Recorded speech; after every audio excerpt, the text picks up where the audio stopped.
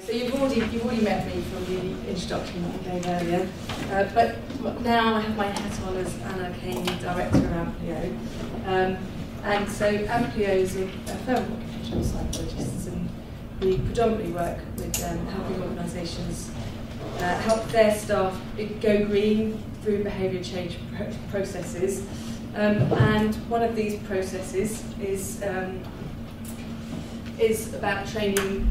It's about training and providing support for people within their organisation. But what I thought I'd do my session on today is a kind of experiential event. So in terms of training green champions, some of us might be responsible for green champions, we might be a green champion, or it might have nothing to do with us, but we might be in a position where we try and encourage other people to be environmentally friendly or socially responsible.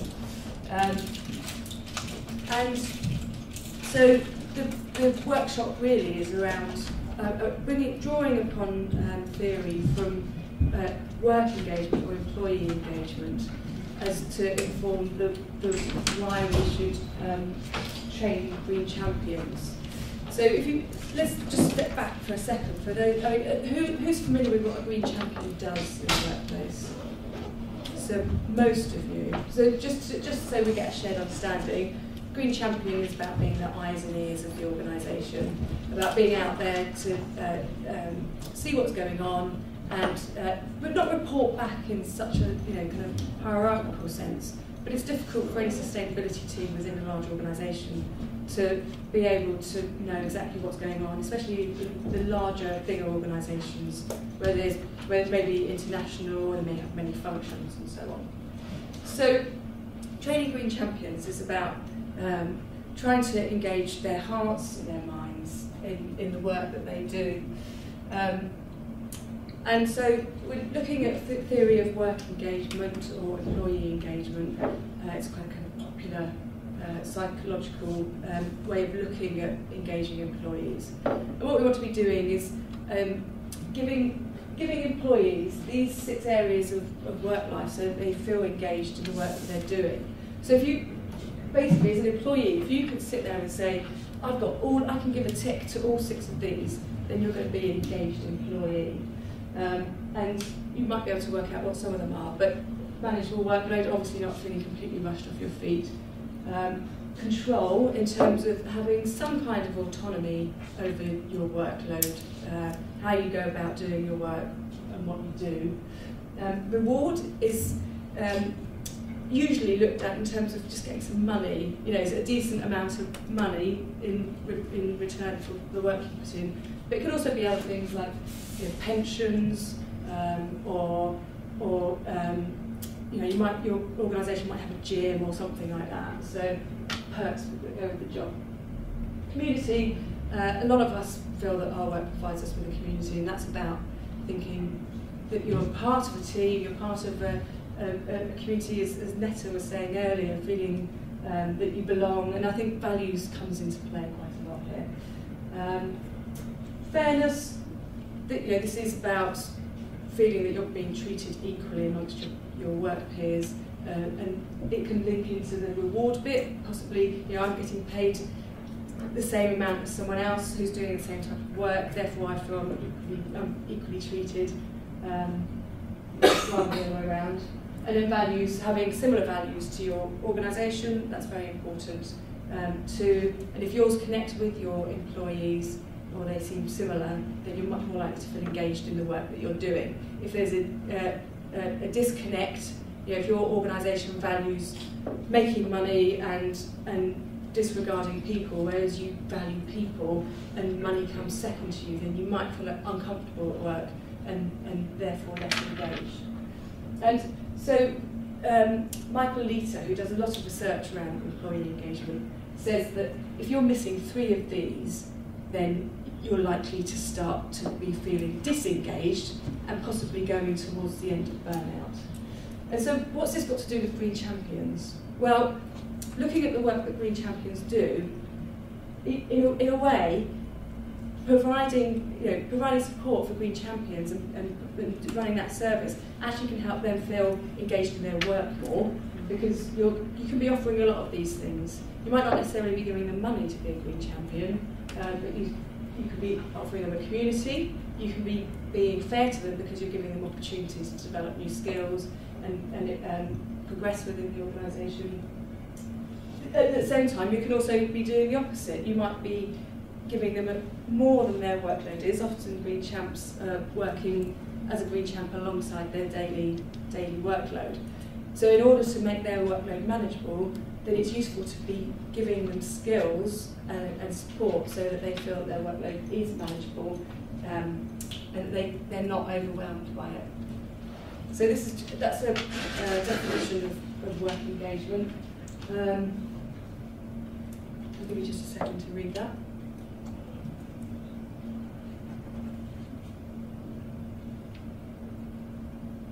So there's definitely something there about the energy and turning up to work and thinking, okay, I'm at work, I'm loving my job, I'm really engaged. I've had time where, 2 hours ago I started this project and I've been immersed in it, and now I'm going to do something else. But that feeling of basically thinking, not thinking, I suppose, in terms of just getting really immersed into what you're doing. And I think it's useful.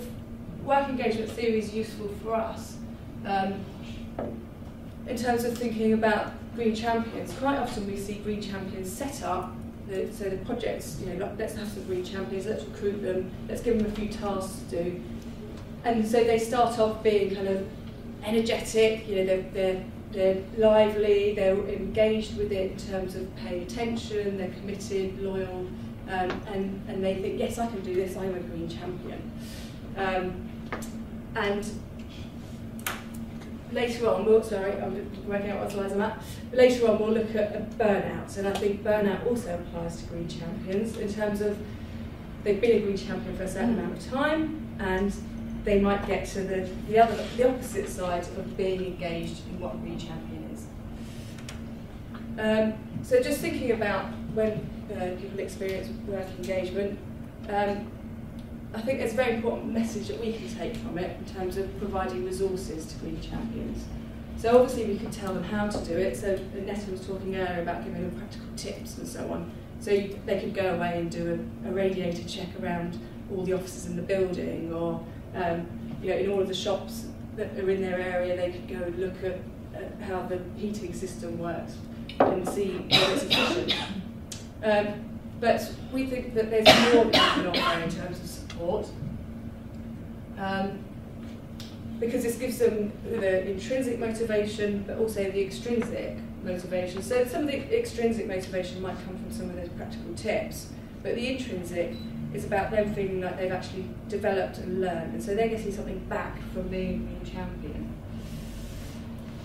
And this is something we don't want to happen, burnout. And this is back to that slide. So burnout is the opposite of engagement. So we've got the exhaustion, the cynicism, what's the point, why am I bothering being a green champion, no one listens to me, I'm exhausted, I've got too much to do, I can't keep going with this, I'm not going to bother anymore. So in order to prevent burnout, this is a useful piece of research for us to look at, as well as just giving practical tips and advice. We want to do look at how they can do things like group decision making, problem solving processes, conflict management, and some verbal skills. And so this is the job resources part of work engagement theory. We give them resources that they need to do their work, then they're much more likely to keep going and keep engaged and not hit burnout, where they're keeping going at something, not getting results back, not achieving what they want to, and not achieving the organisational goals as well. As any good team of green champions set up, they should know what the organisation goals are, and they should be working locally in a flexible way to achieve these, but with an eye, to the broader picture. So, how do we actually do that? Well, this is a quick and dirty kind of summary, but we're looking at assessing the skill gap. Now, green champions in most organisations vary from someone relatively high up who's keen to get involved and see what's going on, down to someone who may be new to the organisation, they may be junior within their role or their department, and so you get a whole range of people. So, how can you meet a range of people's needs when it comes to training? So someone who's experienced, who may have been working for 30, 40 years, might have a very different skill set to somebody who's new to their career. They might be just fresh out of school, uni, whatever. How are you going to get that training to meet that range of needs? And I think actually the answer is quite easy, because you are getting different people to do things that's outside their usual work role, and you're getting them to influence people over an area that's not necessarily their area to influence. So even if they're a senior member of staff, they might be able to build it into their kind of job role. This is what I'm responsible for, but people might not be used to that, and so they're still going to have to think slightly differently about trying to encourage people to take on board the new sustainability actions that they want to do. So this is one of the ways in which we can train green champions to think differently about how they can go about their work. Now, is anybody familiar with Edward de Bono's thinking hats? A couple of you, a few of you. All right, great, okay. So basically, Edward de Bono is a fairly well-known, that's not my folder, psychologist. And he does a lot of work around thinking. So he looks at lateral thinking, thinking outside the box, and getting us to think smarter and more efficiently. And he basically is the author, if you like, behind the 6 thinking hats. So you can see that there's 6 of them, and they're all different ways of thinking around different issues. And basically, how it works is you've got a problem that you need to solve, or a challenge that you need to meet, and you're as a group, which is why I've got you sitting as groups. So I'll get you to move forward in a second, if that's okay. And basically, you've got these hats that you can use to put on to tackle the problem.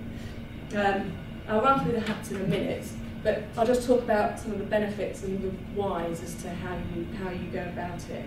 So quite often when we're trying to tackle problems as a group, especially if we're of mixed experience, mixed seniority, mixed levels, then, but I suppose also mixed outlooks, I think that's probably the important bit as well, then sometimes it's quite easy to get stuck in ruts and patterns. So for example, out of 6 of you, there may be someone who's quite senior, they may dominate the group because they've got seniority, they've got the authority, and they're much more confident because that's who they are. Whereas someone may be more junior, more new to the group, I'm not saying this is always given, but these are some of the ruts we see. They may be quieter, they may have less confidence to put forward ideas or to challenge other people's ideas. And then other issues we face are that quite often our way of thinking is about trying to get people to, it's about, I want my idea to win, as opposed to let's discuss it and come to the best conclusion that will meet our needs. These are our objectives, how do we meet these needs? It's like, no, I want my idea to win, I want my idea to win. And I think we've all seen discussions like that. And I think sometimes, in voluntary groups, which essentially a Green Champion role is, it can be harder to try and manage those conversations because there's no kind of agreed rules. There's no boss that says, okay, look, this is the way we do things around here. I think six thinking hats is useful for that. It's also a good team builder. So if you're putting a little bit of structure into place around how people react with each other and interact with each other, then they can start to hear about other people's perspectives. They're given a bit more of a position to speak up, and therefore that builds their confidence. So 6 thinking hats. Basically, you've got 6 hats. You can see there white, yellow, green, red, blue. So the idea is that if you put a hat on, so say I put my white hat on, I have to think in the way that the white hat thinks. I can't dip into the other ones because that's my preferred nature. it's I've got my white hat on and therefore I need to keep that on. And I'll ask questions. Do we have information? What information do we have? I know some information, I'm going to put it forward. These are facts, not opinions, and you're being neutral and objective. So that's the information gathering bit, or the proposal to gather information. Let's go to the red hat next. So the red hat's usually quite a quick hat.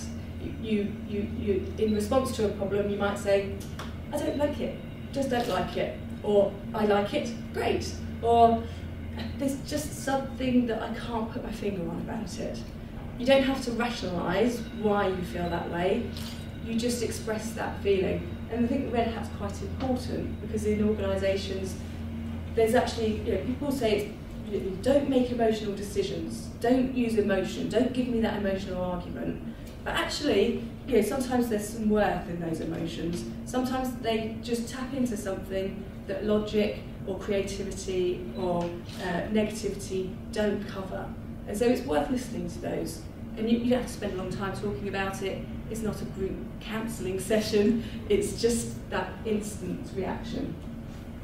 Then moving on to the green. Green is about creativity and finding different ways of thinking about problems, being lateral, challenging ideas, building on ideas, sometimes provoking discussion in people by you being provocative, and getting the creativity out of people.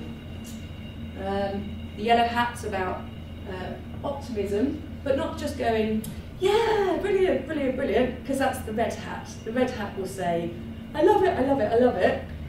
The yellow hat is, okay, if we think this is a good idea, what can we do to build on it? Who can we get involved? Maybe we could take it broader. There's lots of different people that could get on board. These are the benefits of how we can make this work. So it is positive, but it's practical. It's looking for ways to make something really happen. The black hat, very important hat, and sometimes this hat people wear too often, and other people just won't actually want to go anywhere near it. And so this is about caution, making sure that whatever issues that might come up have been talked about, and that we've found our ways around them, or at least we've put something in place to make sure that they don't cause problems to your project. So it is a logical hat in terms of looking at the information in front of you. It's not just about moaning, it's not just about going, I don't like it, that's the red hat. There's a place for that, it's the red hat. And then last but not least, the blue hat manages all of these hat conversations. So it might start a conversation. Okay, so how are we going to proceed with our discussion? What order do we want to use our hats in? How are we going to wear our hats? So, for example, this group here, they might decide to, as a group, discuss blue, and then they might give a blue hat to one member of the team.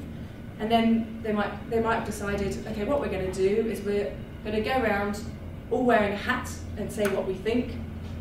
And then we're all going to wear a green hat together and create loads of ideas.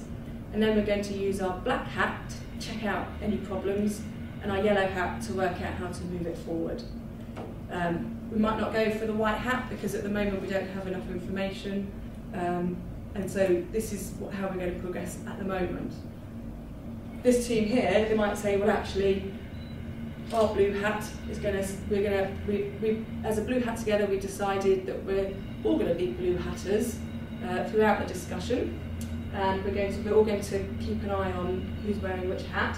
But we're going to start by all wearing our white hat, and we're going to all put our information forward. We're going to work out what information we're missing, what information we need, and then using that, we're then going to progress forward by wearing the hats individually and having a discussion that way. The blue hat always finishes the discussion, summarises it, keeps the time, and makes sure that everything's been achieved that you've been aiming to within the time given. So that's basically the way that the hat system works. You can use it as an individual because you can just put your hats on in your own way and run through your challenge or your problem. and then reach a conclusion. But it's brilliant for using as a group decision-making process, because it's, as I said, it's good for team building, it's good for quick decisions. The work that Edward de Bono has done has said that it's a much more efficient way of getting decisions done, and sometimes it just kind of removes the blockages. Could you use it as because where I work, we do a lot of brainstorming, and it looks like you could use it for kind of a bit more structured brainstorming. Definitely. So, I mean, if you were brainstorming an idea, you could choose obviously the way in which you run it all, but the creative bit, your green hat, would be the dominant hat, and quite often it is. But then you've got checks and balances in place with the other hats, so I think it would work very well. And the good thing about it is that quite often when we work in teams, we come across people who predominantly might wear a black hat or predominantly might be yellow. So it takes some of the kind of personal level out of something like a brainstorming session, and you can say, someone who's good at blue hat wearing can say, now you're wearing your black hat again. Can you put your green hat back on? Because this is what we're trying to do at the moment, is generate ideas. And we'll come to the black hat bit later. So we just want to park it.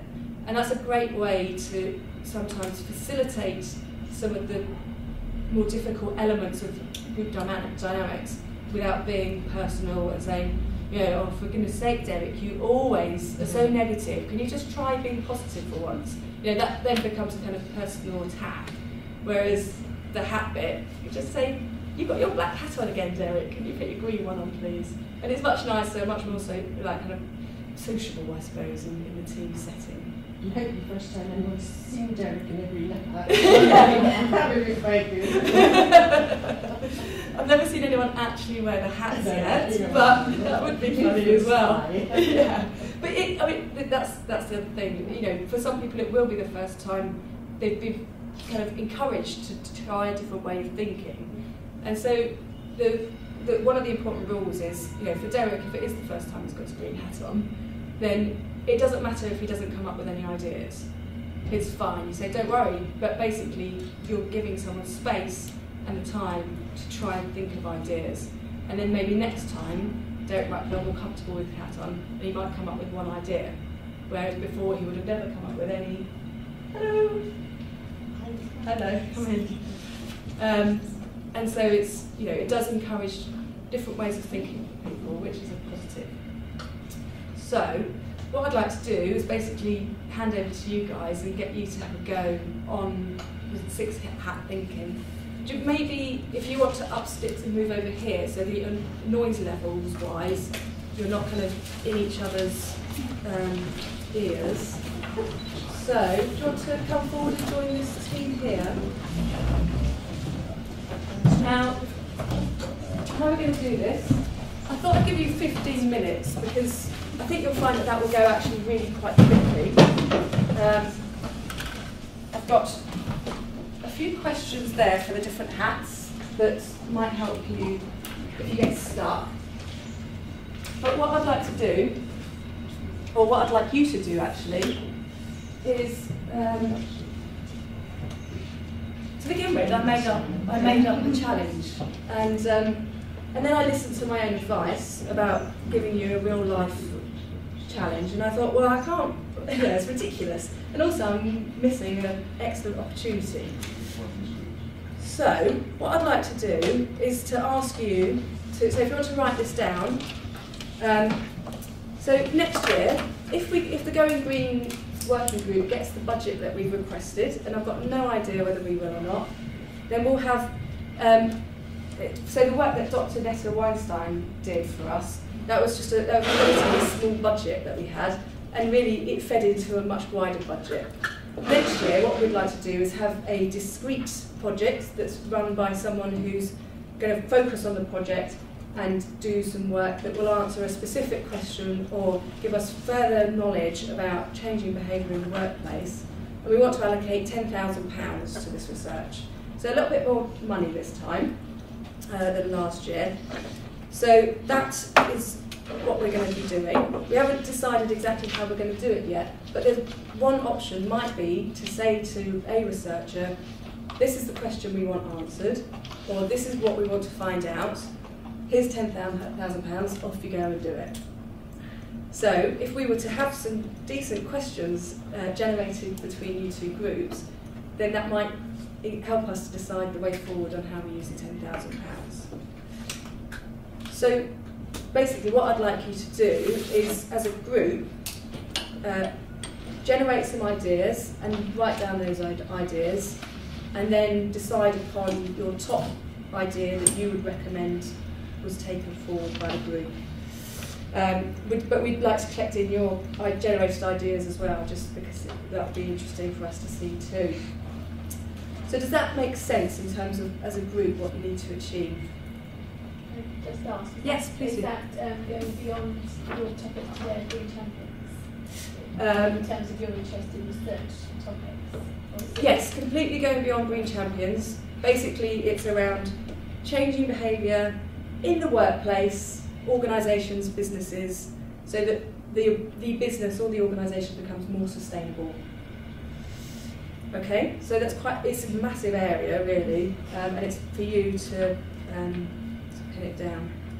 And so my suggestion for how you go about it, but you do not have to follow this at all, would be to all take a hat. Obviously you need a blue discussion to decide what you're going to do first. Have your blue discussion. Then go around the table. Go around the table, each wearing your hat, and contribute your perspective. Then do everyone wear a green hat and do your idea generation.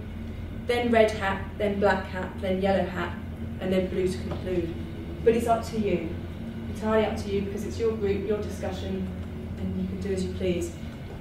We've got less than 15 minutes to do it, and if we can do a little bit of feedback, that would be great. So off you go.